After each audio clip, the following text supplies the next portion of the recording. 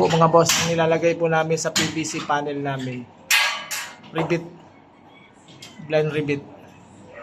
Ayan, papakita ko sa inyo. Ayan. Ganyan lang yan mga boss.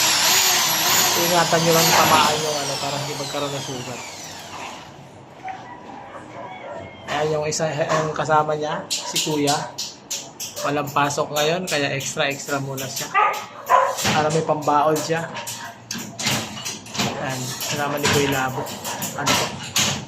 Dito sa kabila mga boss, ayan na po. Tapos na nito. Ilaw na lang ikakabit natin dyan mga boss. Tapos na siya.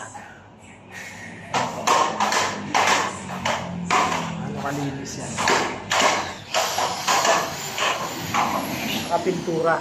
Isa ka na daw pinturahan ito mga boss. Si EJ nag-ground niya itong ilalim. Hindi pa tapos. Ang bagal-bagal. Hindi ako makapag-electrical. Natap ko na sana yung mga kuryente. Kaya ang bagal ng taga-ground natin. Itong kabila tapos na.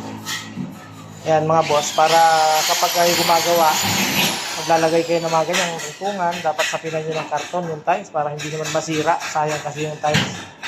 Ano po mga boss, yan, i-ground na yan. Lilinisin na lang yung mga pader kasi saka papapinturahan yan. Kung tapos na po yan i-ground, bukas halos finish na yan. Pati itong kabila na to. Baka anong araw ba ngayon? Martes, Luwebes, pwede lang lumipat yung dalawang bata dito. Bukas talagyan na natin ang harang yan. Mag-grind rin natin itong mga to. So, lagyan natin ang harang. Ano po?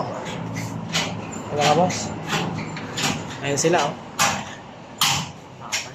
Bagal ni Emil.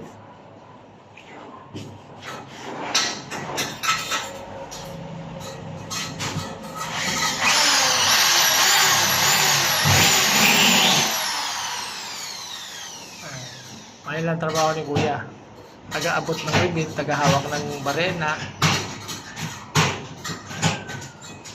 Maganda siya magaan ikabit ang PVC panel. Pero mabusisi kasi isa-isahin mo talaga ng lagay ng ribbon. Ano po? Pero hindi siya mabigat.